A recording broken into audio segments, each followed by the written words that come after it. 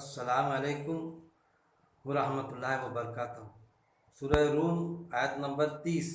शुरू अल्लाह के नाम से जो बड़ा मेहरबान निहायत रहम करने वाला है। मुतवज्जे होकर अपना रुख यकसुई के साथ दीन हनीफ की तरफ कर लो। यही अल्लाह की बनाई हुई फितरत के मुताबिक है और इसी फितरत पर इंसान को अल्लाह ने पैदा फरमाया है। अल्लाह के बनाए को किसी ने बदला नहीं। यही मजबूत और इंतज़ाम वाला दीन है, लेकिन अक्सर लोग नहीं जानते। क्या फरमाया रब्बुल इज़्ज़त ने इस आयत में? मुतवज्जे होकर अपना रुख यकसुई के साथ दीन हनीफ की तरफ करो। मतलब हनीफ के मायने होते सबसे कट कर एक का हो जाना। अब मुतवज्जे होकर यानी तवज्जो के साथ में, ऐसा नहीं कि बस रुख इधर है और ध्यान कहीं और है, कहीं पर बैठे हैं, प्रेजेंट ही वहाँ पर जिस्मानी तौर पर हमारी प्रेजेंट ही है, लेकिन सही मानों में दिल कहीं पर और है, एब्सेंट ही। जैसे एक बच्चा क्लास में पढ़ता और लेक्चर सुनता और उसका पूरा ध्यान उसका दूसरी जगह रहता। घर जाऊंगा, खाना खाऊंगा, गिल्ली डंडा खेलूंगा दोस्तों के साथ में। जब टीचर कुछ सवाल करता उससे हाँ करके ऐसा करता। तो ये है प्रेजेंट होते हुए भी एब्सेंट ही रहती उसकी क्लास के अंदर। कि जहाँ पर प्रेजेंट ही होना था, बात को समझना था टीचर के, तो बात कानों तक के जा रही है लेकिन दूसरे हालत में डूबा हुआ होता। ये भी इंसान की फितरत में होता कि हम जाते साइकिल से या गाड़ी से, आपने भी मुशाहिदा किया होंगे इस चीज़ का, किधर वो चौक आता ट्रैफिक वाला आगे निकल जाता, हमको पता ही नहीं चलता। हमको ऐसा एहसास होता कि अरे अच्छा मेरा एक्सीडेंट नहीं हुआ। इतना ट्रैफिक वाला चौक जहाँ पर एक्सीडेंट अक्सर होते, चौकन होकर चलने के मेरे माँ बाप या लोग बताते वहाँ पर, और वहाँ से मैं ऐसा गुजर गया कि ध्यान भी नहीं कब चौक आया कब नहीं। तो गोया कि वो ख्यालात में हम डूबे रहते, ऑफिस के ख्यालात या किसी और इसमें, वो प्रेजेंट पोजीशन से हमारा ध्यान निकल जाता।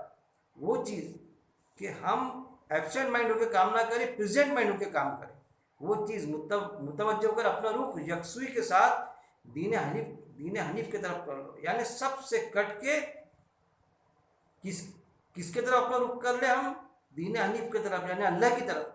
अल्लाह जो चाहता हमसे वो काम करने वाले हम बन जाए, वो अहकामात के मुताबिक हमारी ज़िंदगी बसर करने वाले बन जाए हम।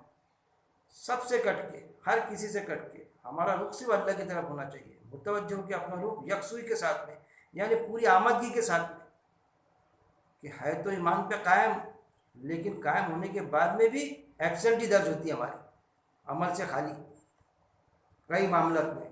वो चीज़ अल्लाह बता रहा है कि दीन हनीफ की तरफ कर लो सबसे कट कर। फिर क्यों कर लो ऐसा?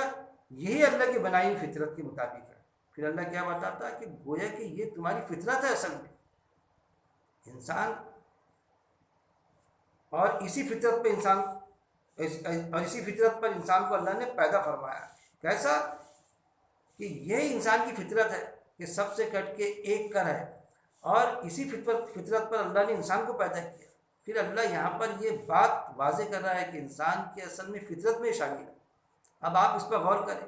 हम सोचते जब फितरत में शामिल है ये चीज़, कोई चीज़ नेकी करना, अच्छा काम करना फितरत में ही हमारे, तो फिर गलत जगह पर कैसा आमादा हो जाते हैं, फिर गलत काम कैसे करते, फिर गलत गलत जगहों पे हमारा रुख कैसा पलटता। जब हमारी फितरत में है कि हम अल्लाह की तरफ, उसी तरफ रुख होना चाहिए हमारा, तो फिर दूसरी जगह कैसा हमारा रुख जाता। फितरत में है तो फितरत के हिसाब से दीन है, तो फिर अल्लाह की तरफ रुख होना चाहिए था हमारा। ये भी बात जहन में आती है इंसान के, आना भी चाहिए, अकल का तकाजा है कि जब फितरत में है तो फिर दूसरी जगह कैसा हम इधर उधर भटक जाते। तो बिल्कुल नहीं भटकते। जो फितरत में है इंसान, तो उसकी फितरत में बिल्कुल कायम है वो। जैसा वो समझिए आप कि एक होता है ना, तो किसी की भी हम अगर अंडर में जाना चाहे, किसी की सरपरस्ती में जाना चाहे हम, तो इंसान की फितरत में है वो एक ही की सरपरस्ती में रहना पसंद करता हो। इस पर आप गौर करें। घर के कंस्ट्रक्शन का काम होता या दिगर कोई काम होता, तो वो आप ख्याल में लाइए।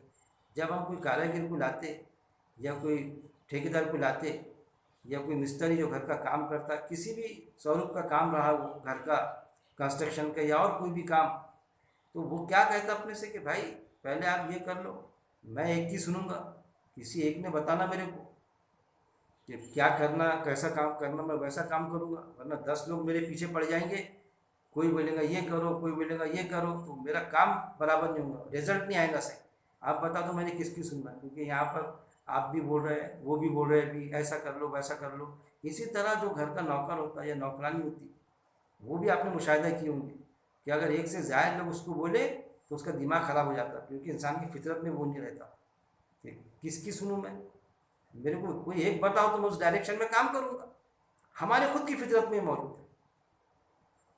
है कि हम किसके अंडर में रहना चाहते, जो भी जिसके सरपरस्ती में रहता, किसके सरपरस्ती में काम करना चाहता, वो तो 10 के सरपरस्ती में काम करना पसंद नहीं करता। एक औरत कभी ये पसंद नहीं करेंगी कि उसके 1 से 2 शोहर हो या 10 शोहर हो या दो दो की सुने। क्यों? कि वो कवाम, शोहर कवाम होता। ऐसी घर का जो कवाम होता एक घर का, तो वो एक घर के भी 2 कवाम है, 1 से ज़्यादा कवाम घर वाले भी पसंद नहीं करेंगे। भाई किसी एक को कवाम बनाओ, एक को जिम्मेदार बनाओ। इसी तरह रिश्ते भी होते, शादियों के रिश्ते। तो जो बातचीत चलती कैसा क्या ये वो मसला कैसा किए जाएगा, शादी को अंजाम तक के पहुँचाया जाएगा, तो भाई 10 को मत बनाओ, कोई एक जिम्मेदार आपके तरफ का बता दो, वो बताएंगा हमको, उस डायरेक्शन में हम बराबर ऐसा करेंगे। दूल्हा कब आएगा, अब तक कब होगा, आप बता दो भाई।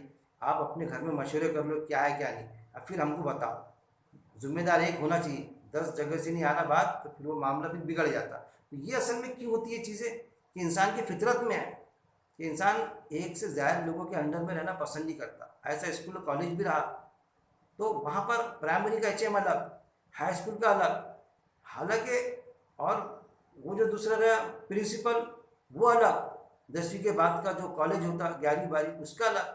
वो प्रिंसिपल होने के बाद में भी प्राइमरी जो सेक्शन रहता है वहाँ दखल अंदाजी उसकी पसंद नहीं करते वहाँ के टीचर कि भाई वो हालांकि इतना रुतबे में ज़्यादा प्रिंसिपल, वो अगर गलती से भी दखल अंदाजी किए तो ऑब्जेक्शन मैनेजमेंट पे डाल देते कि भाई वो सर क्यों बोलते हैं हमको, हम जिसके अंडर में हमारा प्राइमरी का एचएम कौन है वो हमको डायरेक्शन देगा।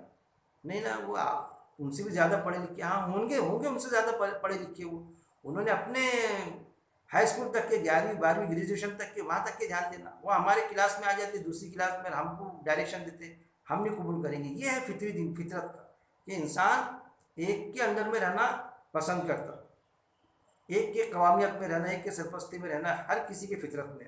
किसी को वो चीज़ पसंद नहीं है एक से ज़्यादा केस में रहे।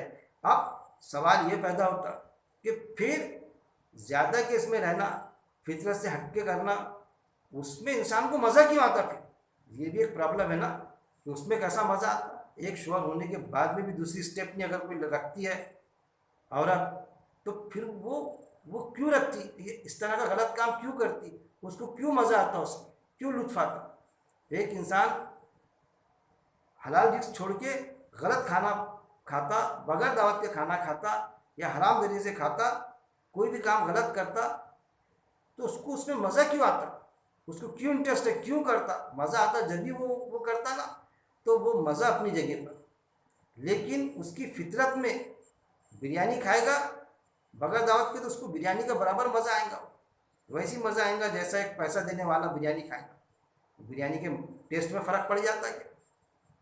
एक होटल की बिरयानी एक ने लाया 500-200 रुपये प्लेट, पैसा दे के खाया उसने पेट भर के 2-4 प्लेटा, और एक ने चुरा के खा लिया, पीछे के दरवाजे चुरा के खा लिया उसने की, तो उसको कोई बिरयानी का टेस्ट अलग आया, इसको अलग आया। ऐसा कभी होता है? बिल्कुल भी नहीं होता, वही टेस्ट आएगा, लेकिन दोनों के इसमें फ़र्क होता।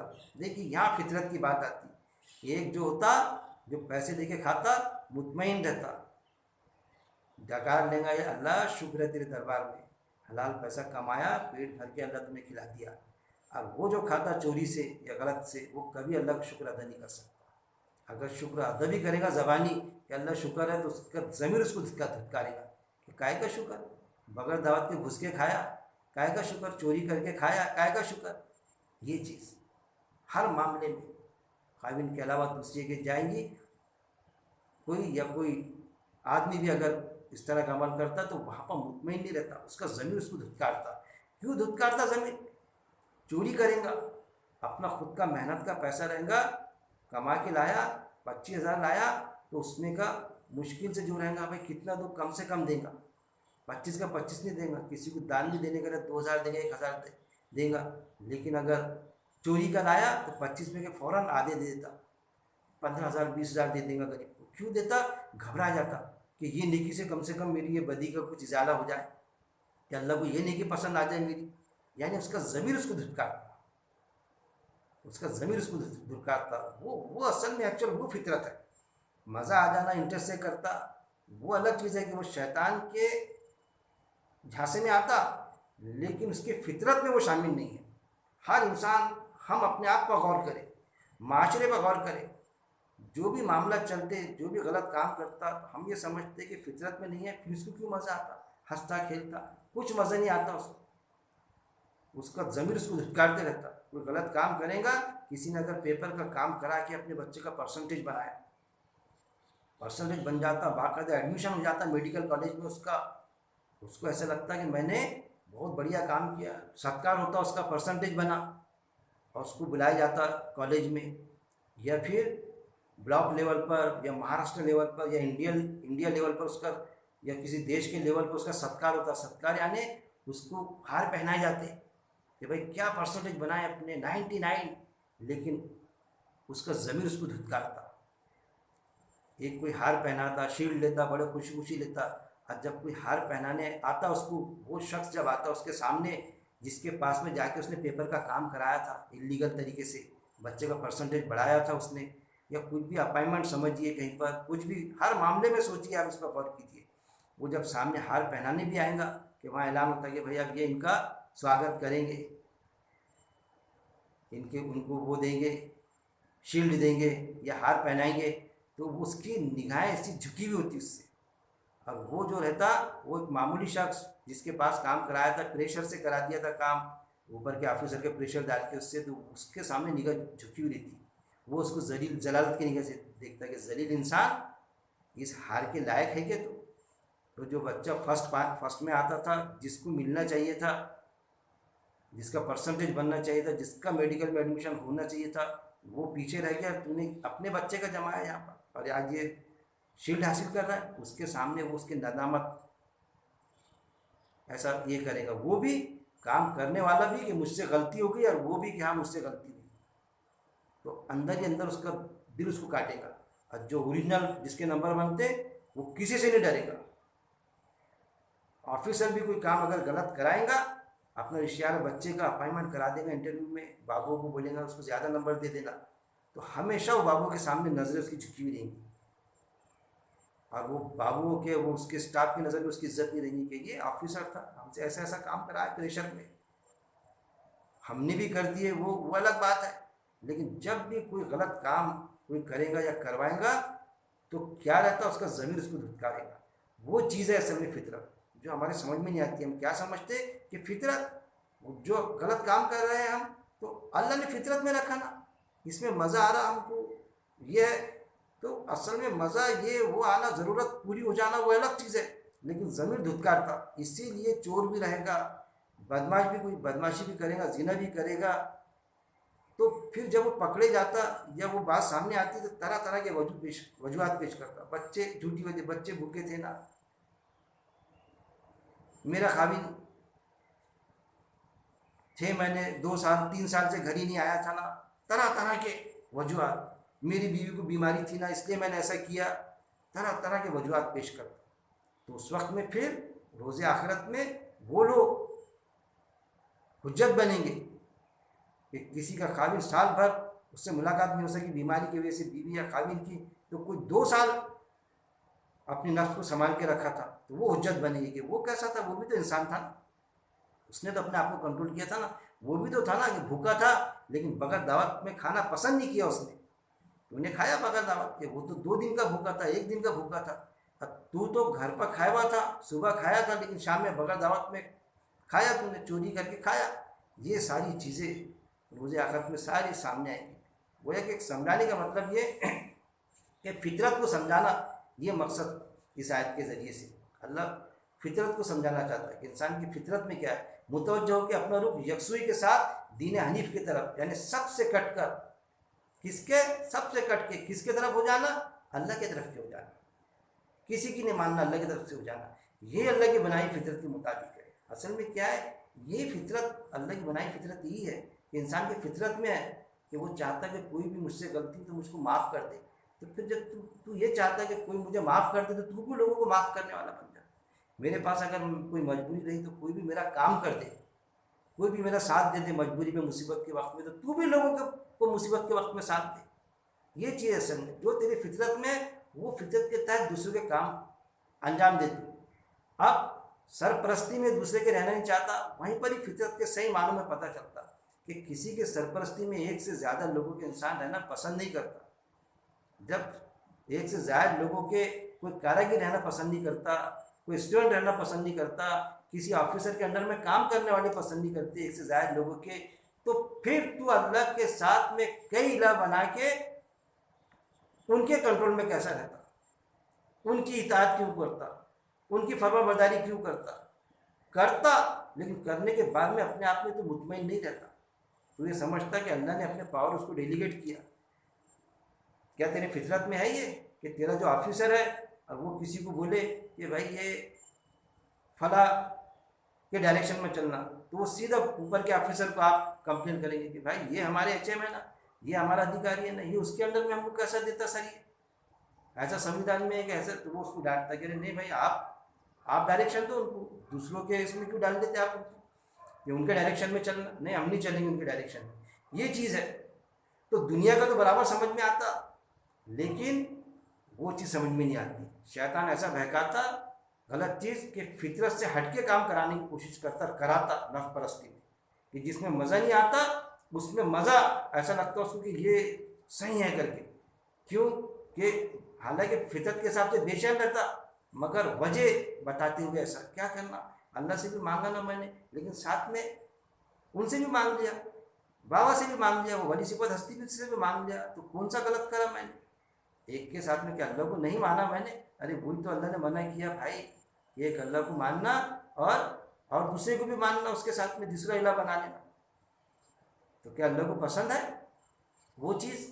किसी की बीवी अगर किसी को शोहर माने, उसके साथ में अपनी रिक्वायरमेंट अपनी पसंद दूसरे से मांगे, तो क्या पसंद करेगा, लाइक करेगा? एक इंसान एक बाप के अलावा कोई दूसरा बाप उसका और हो करके वो पसंद करेगा? वो हकीकी बाप जो कि हो नहीं सकता।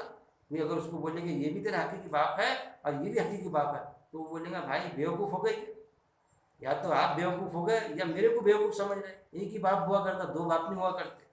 वो सौतेला बाप होगा, माँ शादी करेंगी, दो करेंगे, तीन करेंगे, वो अलग बात है, मुँह बोला होगा वो अलग है, लेकिन हकीकी बाप जो नुतफे का एक ही होता। ये कौन सा आइटम सिखा रहे हैं आप मेरे को? तो दुनिया का बराबर समझ में आएगा, मैं उसकी फरमाबरदारी करूँ हकीकी बाप के हैसियत से, वैसा नहीं अखलाकी फ़र्ज के हिसाब से करूँगा। लेकिन हकीकी बाप है तेरे दो, इसकी भी कर इसकी भी कर, तो हकीकी बाप समझ के तो वो कबूल नहीं करेगा। ये चीज़ें हमको समझना चाहिए। साथ दीन हनीफ के मुतवज्जह होकर अपना रुख यकसुई के साथ दीन हनीफ की तरफ कर लो। ये अल्लाह की बनाई फितरत के मुताबिक है, ये अल्लाह की बनाई फितरत के मुताबिक है। उसी फितरत पर इंसान को अल्लाह ने पैदा फरमाया। किस पर? कि एक रुख सिर्फ अल्लाह के रुख के हो जाए। अल्लाह के बनाए को किसी ने बदलना नहीं, और इस बनाए को किसी ने बदलने की कोशिश नहीं करना। जो फितरत में है उसको बदलने की कोशिश नहीं करना। कि औरत के फितरत में है कि शर्म हया, औरत के मायने क्या होते हैं? छुपाने वाली चीज़, तो उसकी फितरत में है वो शर्म हया। आप देखेंगे औरत में शर्म हया होती, छुपाती, लेकिन फितरत से हटके काम होता कि औरत ने जिस्म की नुमाइश नहीं करना, शर्म हया वाली की पैकर होती वो। लेकिन उल्टा हो गया, आदमी को पूरे कपड़े दिखते माशरे में, औरतों को जो है ख़वातीन को कट ब्लाउज ये वो तरह तरह के कपड़े दिखते जो उनके फितर के मुताबिक नहीं है। अगर उनसे पूछे तो वो मुतमईन नहीं रहते उसमें। वो मज़ा आता या आता वो अलग चीज़ है, जैसा बिरयानी खाने में मज़ा आता, वो अच्छा दिखने में मज़ा आ जाता, लेकिन दिल की आमदगी के साथ में वो जब पता चलता कि उसके मुकाबले में अगर कोई सही लिबास पहनकर अगर कोई खातून आती है पूरे लिबास के साथ में, तो उसके सामने उसकी निगाहें झुक जाती। अरे ये भी तो औरत है ना, लेकिन ये कैसी अपनी शर्म हया के साथ में लिबास पूरा पहन के आई मेरे सामने, और वो टाइट खड़े रहती। फिर दूसरी जो आती सही लिबास जो पहनकर आती, उसको गर्व होता कि देखो ये है असल में अल्लाह का कायदा कुदरत का। वो ऐसा बिल्कुल उसके साथ में खड़े रहेंगी कि मैं सही हूँ, और वो अपना निगाहें चुराएंगी उसके सामने। तो ये है फितरत, उसकी फितरत, उसकी ज़मीन की आवाज़, ज़मीन उसको धुतकारता कि तू गलत पर है। अल्लाह के बनाए को किसी ने बदलना नहीं, मजबूत और इंतज़ाम वाला दीन है। फिर अल्लाह के बनाए हुए किसी ने बदलना नहीं। अल्लाह ये आदेश दे रहा है, ये इंस्ट्रक्शन दे रहा है कि अल्लाह की बनाई फितरत को किसी ने बदलने की कोशिश नहीं करना। अगर बदलने की कोशिश करेगा तो उसका उसका ज़मीर उसको धुतकारेगा। वो अपने आप में बेचैन रहेगा दिल में। उसको भले ही मज़ा आएगा, वजह तरह तरह की बयान करेगा, लेकिन बेचैन रहेगा। जैसा बगदाद का चोर इतना बांटने के बाद में भी बेचैन था कि मैं चोरी करता करके, आखिर चोरी कहा गया उसको बगदाद का चोर। बगदाद का मालदार नहीं बोले गया उसको, बगदाद का चोरी बोले गया। इसी तरह कोई मर्द है या कोई खातून है, जिना करेगा तो उसको जानिज बोले जाएगा, ये नहीं बोले जाएगा। अब कोई हलाल तरीके से करेगा अपने खाविन के साथ में या बीवी के साथ में तो उसको हलाली बोले जाएगा, उसको शान की नज़रों से देखा जाएगा।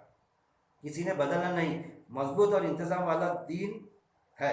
फिर असल में क्या है, ये अल्लाह का दीन जो है फितरी दीन है और मजबूत इंतज़ाम वाला है। कैसा है? मजबूत है, परफेक्ट है कि जब अल्लाह के दीन के मुताबिक ज़िंदगी बसर करो तो दिल मुतमईन रहता, किसी से नहीं डरता इंसान। हक़ की गवाही दिया, अब कुछ भी हो जाए, जान भी चलेगी तो जन्नत देगा अल्लाह ताला, किससे नहीं डरता। हक़ की गवाही देकर आए, एक अलग मज़ा आता उसको।